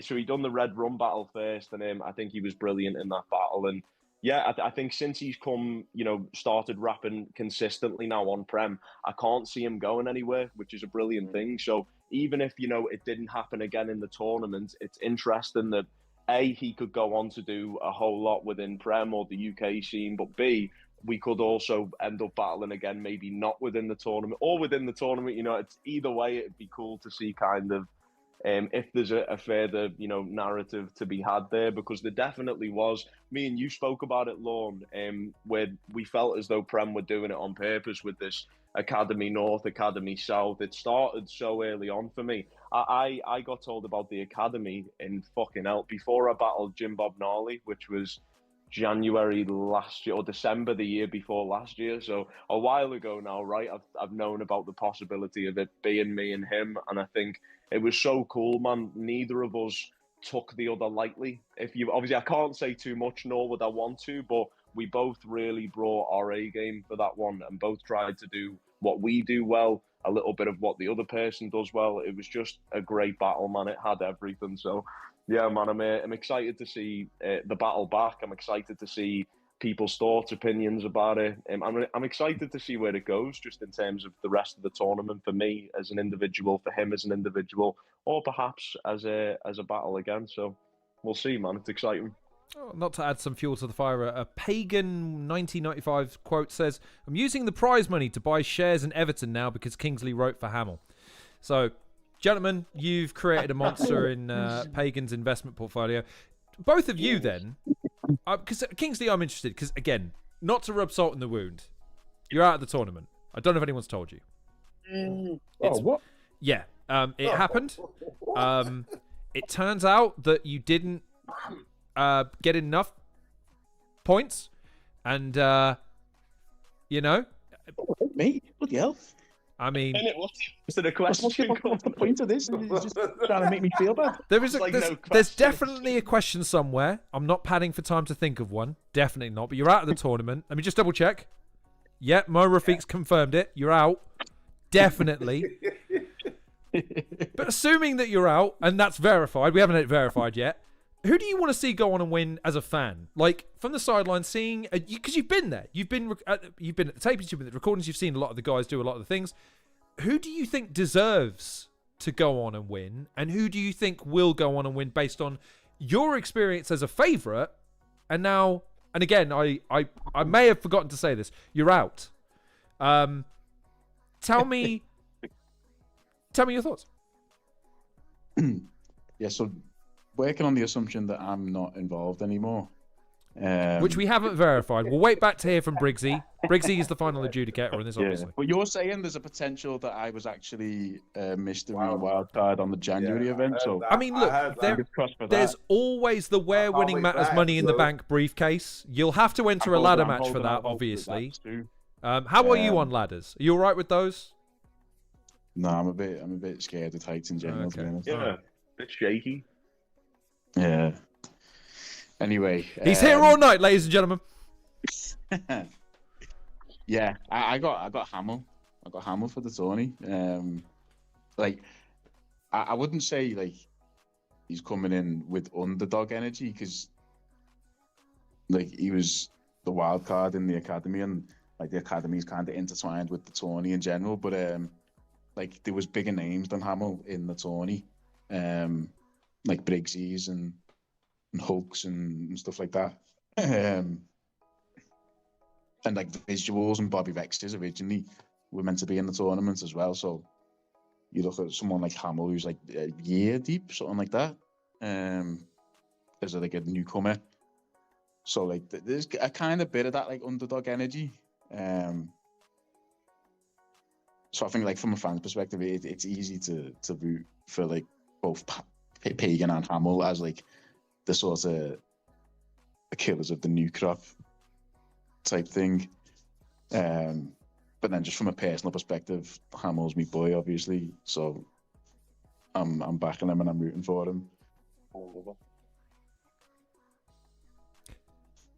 Just to throw something out there, because I'm curious, and Crash is probably dying to know this as well. Have you been disappointed with the lack of our appearance? I mean, we've seen plenty of Cammy. And judging by the last stream, some people felt too much of Cammy. Don't know how we all felt about the judging segment there. I thought he was relatively nuanced and detailed, and there's nothing wrong with that at all. But don't you want to see more of me and Crash on the Prem live streams, both of you? Like it feels like it's time for me and Crash to be featured on there, don't you? Maybe not judging the battle, but like as a commentator or analyst of the battle, like maybe like a mid. Like after the battle segment where you discuss the battle, maybe certain bars. I actually spoke to Briggz the other day and I said, I think that's something good that they could be doing in the tournament that they're currently not. So I think if they were going to have you two in for any bit, I think it'd be good to have you in maybe at some point after the battles where you can actually go through it, talk about which rounds you liked or which bars and why. Not gonna lie though, Lorne, I think if you were judging the battles, I think it'd get a bit crazy a bit quickly, but I'd also be here for that as well, so who knows, maybe that's where it needs to go, I don't know. Well, as Kingslee will attest to, we're dealing with a corrupt authority in the form of Bison Briggz, and indeed the Premier Battles staff in general. There's a conspiracy. They're out there. Livestream a little $100, didn't he? That's the only reason he's still in, man. He slipped Livestream a little $20 bill and just called it quits. Question then for all three of you, and then to anyone else waiting in the wings to hop on at the last fucking minute. No. Like you're not grateful. Question for all three of you. Here, come on, man. What are we saying is the highlight of this episode? Me and Crash were very critical of the live stream in general, but we've that's out of our systems respectively, and this goes to Crash as well. What was the highlight of the episode this week? Episode 9. I mean, Hamill, what was your as you you weren't on the show? What was your highlight from this week? To be fair, I seen who was it? I think it was Carlton Shanks that retweeted it and put like, this might actually be my favourite episode yet. I think in a way it might have been mine. Look, lad, for all of Kick Nelly's flaws and as much as he gets a bad rep, Nick's not the worst guy in the world. There's one thing I've realised, but in addition to that, separately from that, just purely from as well. yeah, it's got PR tomatoes, lad. Don't know what he does with them. Bit seedy apparently, but I actually seedy lad. I actually think though this was maybe Kick Nelly's, for me, like most enjoyable content. I think I enjoyed Kick Nelly's rounds there, and as random as they were, right? Like, and as true, untrue as they were, like I really just enjoyed the way he put it together. I think like when he said "let the gat clang," I think I cried maybe at that point, like mate, like that might be my highlight of this week's episode, just him saying "let the gat clang." But no, I think he did really well. I think look, the Kingslee Briggz battle was a great battle. I don't agree with the judge's decision on there, and I'm not just saying that because Jake is me, but I genuinely just I just think the judge's decision was interesting for this one. That being said, though, I think that's kind of and I've heard people say this, that's kind of tournament battle, and I think sometimes like you think it's going one way in the room, it can go one way. Different people from a different walk of life, from a different part of the culture, I think they watch it and maybe see battles differently, especially when, you know, you've got like a Pathogenic, right, who's a very good battle rapper and very entertaining, very good in every room he goes pretty much, but like his view of like the Canadian/American battle rap scene, even though he's rapped in the UK and to an extent understands it, I don't think he'd judge it in the same way that maybe like a Maverick would judge the battle, for example, or like Bobby Rex would maybe. I don't know. But that being said, you know, Bobby Rex has given decisions where I thought he was going to give it the other way, and then he's actually given it to other people. So who knows? I think it really is just a case of on the day who people enjoy more in these 60-second rounds. It's not really necessarily like, I don't think these judges are necessarily, at least not all of them, making notes on every bar, every scheme, who done well in what rap. I think a lot of it is based on which person's content they actually enjoyed more. But that being said, that was a great battle. I was laughing my head off the whole way through, Kingslee and Briggsy. So I'd say them two battles for me. Just the last one was Sam Hypes and Quicksilver as well. Actually a good battle as well. I think Quick took that quite convincingly for me.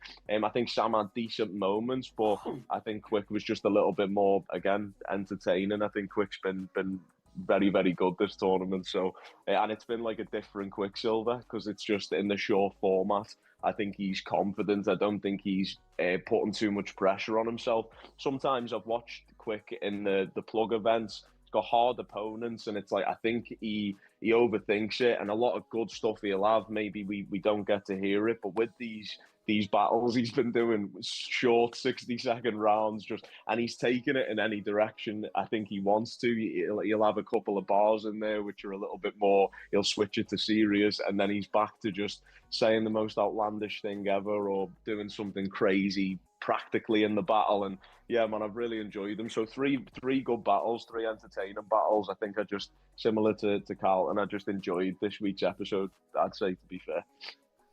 So that Kingsley can have the final word, I want to get Crash's thoughts on this. What? Because he likened it to a kung fu movie.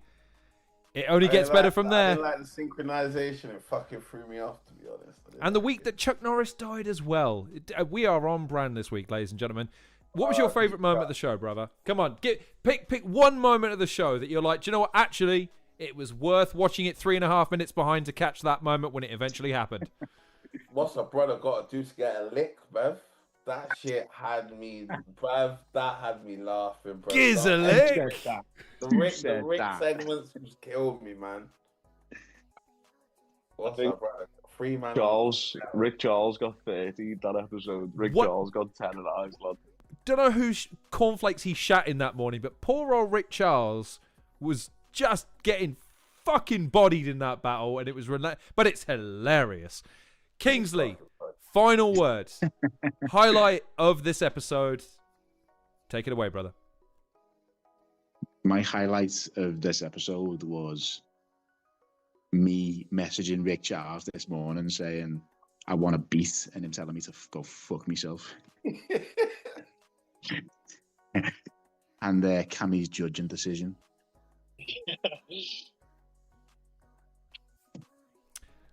Well, I want to throw out a quick honourable mention because look, we'll see what happens next week. If they do another live next week and they bring back the same format, maybe they'll tweak it, maybe they'll make it better. I think Bobby in particular did a pretty good job considering that he wasn't hosting this thing when, I mean, Crash does a great job considering I'm the one with the finger on the button. You have no idea how hard it is hosting something without being able to, I'm going to throw it here. I'm going to cut this here. Bobby did a great job. I thought he was funny as fuck again. But yeah, the highlight's got to be your battle, Kingslee, man. I can't tell you how disappointed I am that you're out. I'm gutted because every week that you're on, the promo is always fucking hilarious. The shorts that follow are always fucking brilliant. And there's one thing I'll miss, isn't necessarily whatever you come out with. It's that moment, and it happens every battle, and I look forward to it every single time, where you say something, maybe it doesn't quite land the way you want it to, but it ripples, and then you look at the camera. Yeah. And it just catches people, and they're fucking in. They're so invested in you and what you've got to do next, and you'll be sorely missed. You just gotta tell people to react. You'll be sorely missed in the tournament, man. Sorely missed. Briggsy has got a lot to answer for. Let's put it that way. Man. I appreciate that. I appreciate the kind words. Thank you. It's all good. Well, listen, Hamill will presumably this dude. I got to tell you, man. I'm still not sure I'm happy with the short hair version of you. I'm not sure this version of this action figure is the version I'm going to be buying for my kids, man. The long hair just looked much more great. Yeah, I'm giving it to you again. You're a handsome man, but the hair took it to another level. Kingsley, tell him. Nah, don't listen to him. You look sound. You look sound. Okay. Most people have been saying they prefer the short hair, but it's just easier, man. It's easier in the morning. It's easier. It's just easier. Simple, but effective. You know what I mean? Yeah. This is like the profiterole. You're still giving me shit for that, huh? Still giving me shit for that observation. You're still giving me shit for that. Lorne. You brought that up in last I didn't bring it up again. Yes, I was just saying. Yes, you did. Hey, Lorne, I've got a bone to pick with you as well. Get in line, brother. Everyone does. Fucking. I can't even remember which. Let's just terrorize Lorne. Fuck's sake. We're done. We're done. I don't know what you're talking about. Go on then. Pick your bone. Crash is about ready to go, so you got to make this quick. Go on and pick your bone, son. Go on then. I can't remember which battle it was. It was either Dojo or Hulk, but I said, what was the bar? Something about being agoraphobic, and then you ripped that bar to shreds, and you were like, "Oh, it's actually pronounced agoraphobic." It is pronounced agoraphobic. What do you want from me? It's in Tory. It's pronounced that. Agoraphobic. Who says that? People who say the word correctly. Or we're just making up how words are said now, gentlemen. Like, I don't know what you want from me. Yo, chat. I don't know why I'm saying chat because I can't even see the chat. But chat, is it agoraphobic or agoraphobic? How are they going to clarify that in the chat? That's funny, like agoraphobic. What would you say, Chris? I don't know what the fuck you man is talking about. I ain't got that phobia. He doesn't know. Got that phobia. Ridiculous. It means gun. Huh? It means gun. No, I knew that. Big gun. Yeah. Probably said agoraphobic. I don't like the way you said the other one. Agoraphobic? No, it's definitely agoraphobic. Harvard. Yeah, it sounds too Harvard for me. Sounds like you're wrong here, Lorne. I think you've. It sounds like we've learned something new this episode. It's that I can't bring up the table lest we end it with the word pause, and I also can't point out how words are pronounced lest I be cornered by a couple of scousers. You're right. Yeah, because you said it wrong. What do you want from me? The word is pronounced agoraphobic. Google it. It's agoraphobic. Google it. It'll give you the Latin the pronunciation on Google. Because Google's never wrong, is it? Oh, you're going to die on this hill. That's crazy. Ridiculous. Right. We'll be back next week. Yeah, we're back next week. It's socials time. Kingslee Thunder, where can people find you, follow you, support you? Go. Can't find me anywhere, mate. I'm agoraphobic. Find me at home. Knows what it is, doesn't know how it's pronounced. Interesting. Oh my god. A simple internet. The internet is at your hands, brother. Ridiculous. Don't die on this hill, man. There's better hills to die on. Aren't you Kingslee Thunder on Twitter and again on Instagram? Yeah. Kingslee Thunder on Twitter, Kingslee Thunder on Instagram, Kingslee Thunder on MySpace. There he is. Hamill, do you have any social media accounts you would like to alert the people on the internet? I do my Twitter, Instagram, both of them are Hamill Music on both. There he is. And of course, Crash is going to be back next week. Crash, any final words before before I consult Google Translate on the pronunciation of agoraphobic? I don't want no more fucking Japanese jaw swinging. Yeah, bro. Put that shit in time, Briggz. All right. Come on. There you go. Well, there you go, ladies and gentlemen. That has been Kingslee Thunder, Hamill, and Crash. This has been the Halcyon Show. We'll be back next week, 9 p.m.